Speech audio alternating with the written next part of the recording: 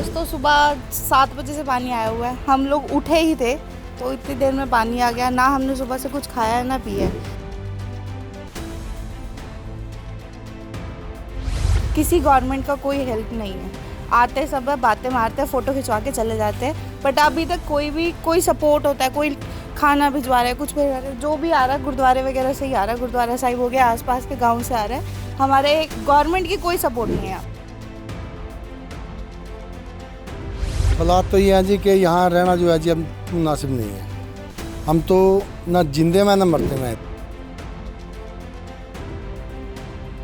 ठेकेदार की कमी रही है जी। ठेकेदार ने पूरी कमी छोड़ी है, जिसमें सारा पैसा गबन कर गया जी वो, और प्रशासन ने उसका साथ दिया जी। यमुनानगर के खानूवाला में 3 दिन पहले ऐसी ही एक आपदा आई थी कि पूरा गांव पानी ही पानी की चपेट में था।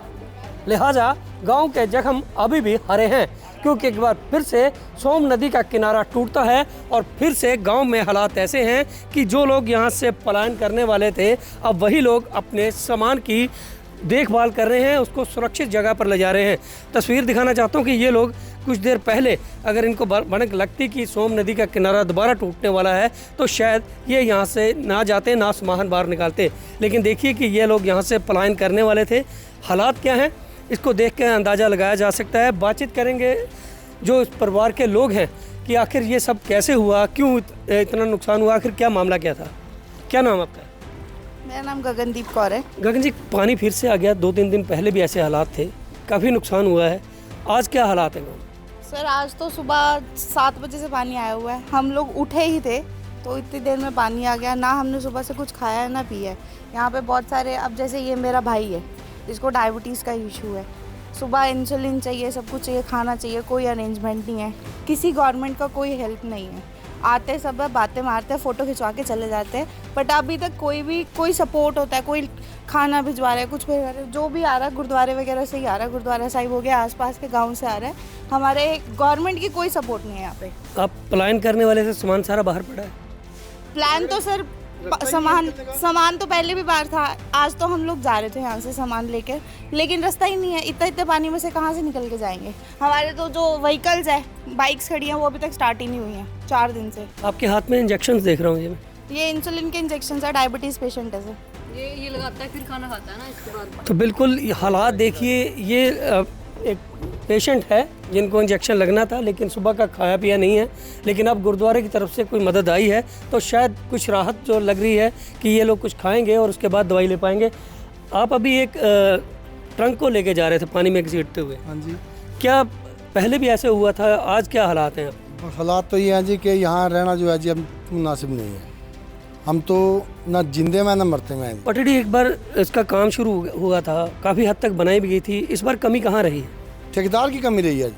ठेकेदार ने पूरी कमी छोड़ी है, जिसमें सारा पैसा गबन कर गया जी वो, और प्रशासन ने उसका साथ दिया जी। पत्थर बिल्कुल नहीं लगाया पटड़ी के पास। और जब हमारी जो साथ के गांव लगते हैं, जिनकी ज़मीन लगती है, वो वहाँ इकट्ठे होकर गए, बोले ठेकेदार जी ये पटड़ी ठीक नहीं बन रही है। तो ठेकेदार ने आके से ये जवाब दिया कि मैं इंजीनियर हूँ कि आप इंजीनियर हो।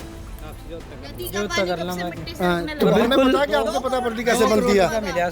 2 करोड़ रुपया ग्रांट आया था उसके पीछे, लगाया देखो बस मिट्टी भी लगा रही है। क्या 2 करोड़ रुपए इनको सैंक्शन हुआ था, सिर्फ मिट्टी लगा के इन्होंने पटड़ी बनाई है। उसके अंदर कोई पत्थर नहीं लगा, कोई उसके अंदर जाल नहीं लगा, कुछ नहीं लगा हुआ, वो तो टूटेगी पटड़ी। ये जो मिट्टी वाला पानी है, ये क्या वही मिट्टी बहकर यहाँ तक वही आती है? वो पीछे से भी आती है, पहाड़ों में से आती है, पहाड़ों में से मिट्टी बहा के आती है, वही आती है घर पे। इतनी तो बिल्कुल हालात दिखाना चाहता हूँ कि ये लोगों का हालात, हालांकि पानी अब उतरा जरूर है। सामने घर में देखिए, क्योंकि वहाँ पर आगे पानी काफ़ी गहरा है और नीचे इतनी गाद है कि पाँव जो हैं वो फिसल रहे हैं। क्या हालात हो चुके हैं इन लोगों के, आप देखकर अंदाज़ा लगा सकते हैं। ये बेड का गद्दा पड़ा है, देखिए ये वो हालात हो चुके हैं। इन लोगों का जो नुकसान हुआ है उसकी जो भरपाई है वो होना काफ़ी मुश्किल काम है। ऐसे में गांव वालों का यह कहीं ना कहीं गुस्सा भी है और यह भी कहना है कि जिस प्रकार इनका नुकसान हुआ है, ऐसे में प्रशासन को यहाँ पहुँचना चाहिए था, लेकिन ना तो प्रशासन पहुँचा है। हाँ, कुछ लोग आते हैं, फ़ोटो खिंचा कर चले जाते हैं। लेकिन बड़ी बात आपको बता दूँ कि हर साल इन नदियों के किनारे पक्के करने के लिए सरकार करोड़ों रुपए की ग्रांट देती है। आखिर करोड़ों रुपया कहाँ गया, इस बांध को देख आप अंदाजा लगा सकते हैं, जो एक बार नहीं बल्कि 2-2 बार टूटा है और ग्रामीणों को पूरी तरह से तहस नहस कर दिया गया है।